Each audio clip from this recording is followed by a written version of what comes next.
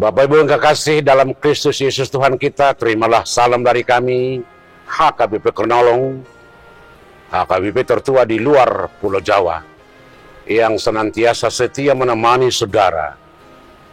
Sebelum beristirahat malam, kami ajak saudara untuk bersama-sama di dalam firman Tuhan, dalam renungan malam Salom. Dan sebelum kita mulai persekutuan kita dengan Tuhan, mari kita berdoa. Tuhan yang maha baik, yang penuh kasih setia, terima kasih untuk hari ini, di mana kami sungguh bersuka cita atas segala apa yang Tuhan berikan buat kami. Kami boleh menjalani hari-hari kami boleh melakukan pekerjaan kami boleh bersama-sama dengan orang-orang di sekitar kami bersuka cita. Kami boleh bersama-sama dengan orang percaya di dalam firman-Mu. Untuk malam ini, kami ingin bersama-sama dengan Engkau di dalam ibadah renungan malam Salom ini. Biarlah Roh-Mu yang memberi hati dan pikiran yang bersih, agar kami mengerti kehendak-Mu. Di dalam Yesus kami berdoa. Amin. Bapak Ibu Saudara, firman Tuhan yang menjadi renungan untuk kita malam ini, kita ambil dari kitab Efesus pasal yang ke-5 ayat 1 sampai ayat yang ke-9, dan yang menjadi ayat pembimbing adalah ayat yang ke-8. Demikian firman Tuhan. Memang dahulu kamu adalah kegelapan, tetapi sekarang kamu adalah terang di dalam Tuhan.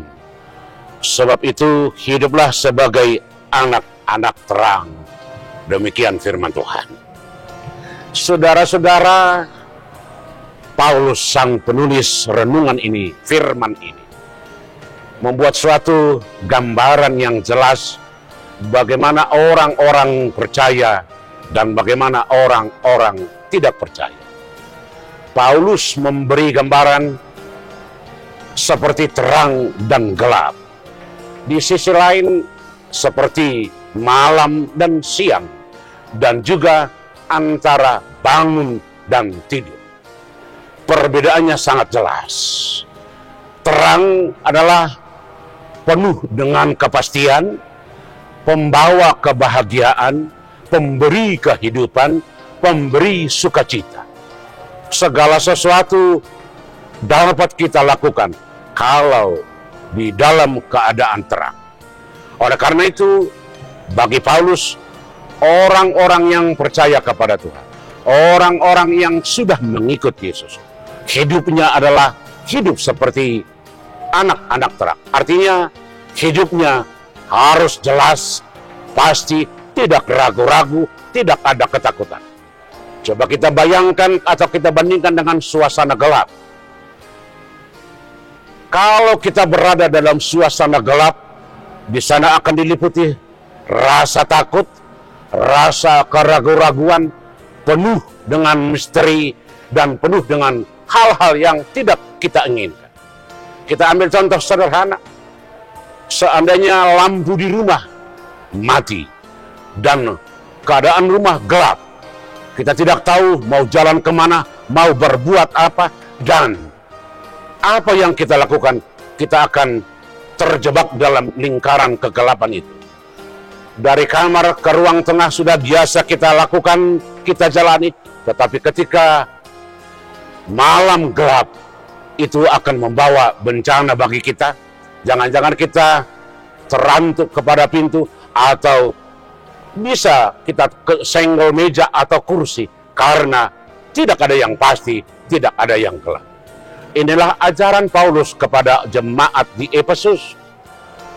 Kenapa Paulus berkata seperti itu? Jemaat Efesus yang berlatar belakang agama-agama lokal, agama-agama nenek moyang, agama-agama sinkretisme, yang hidupnya terjebak dengan tradisi-tradisi lama, kebiasaan-kebiasaan lama, dan ibadah-ibadah lama. Bagi Paulus, itu adalah anak-anak gelap. Oleh karena itu, Paulus mengajak, kamu adalah anak-anak terang. Saudara-saudara, Yesus adalah penerang. Yesus adalah pembuka jalan. Yesus adalah yang mempertemukan kita kepada Tuhan. Melalui Yesus segala sesuatu dapat kita lihat kemanakah arah perjalanan kita, bagaimana kehidupan nanti. Karena itu kehidupan orang Kristen harus menjadi pasti, harus menjadi jelas. Tidak bisa ragu-ragu, tidak bisa asal-asal. Boleh-boleh saja zaman ini membawa banyak hal-hal yang mengejutkan kita. Akibat teknologi yang begitu pesat, akibat teknologi yang begitu canggih, sering kita merasa tidak mampu memahami, tidak mengerti.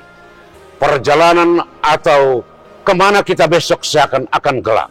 Tetapi firman ini, ketika orang berada dalam iman percaya kepada Tuhan, Tuhan akan memberi jalan keluar.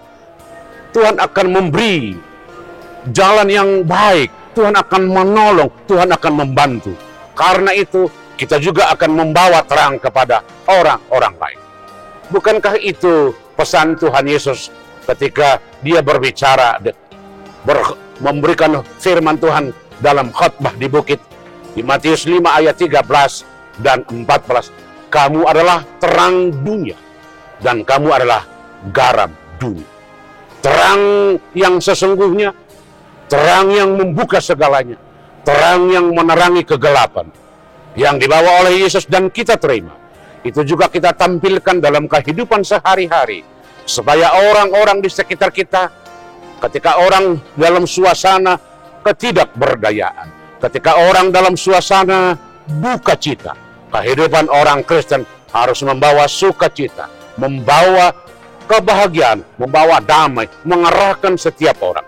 Hal-hal seperti ini menjadi tugas yang luar biasa.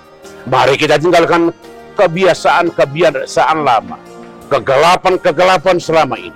Apakah itu kejahatan, kuasa-kuasa dosa, kuasa iblis, dan segala macam yang tidak dikehendaki Tuhan. Di dalam Galatia 5 ayat 19, kebiasaan roh atau pekerjaan roh atau buah-buah roh sangat berbeda dengan keinginan daging.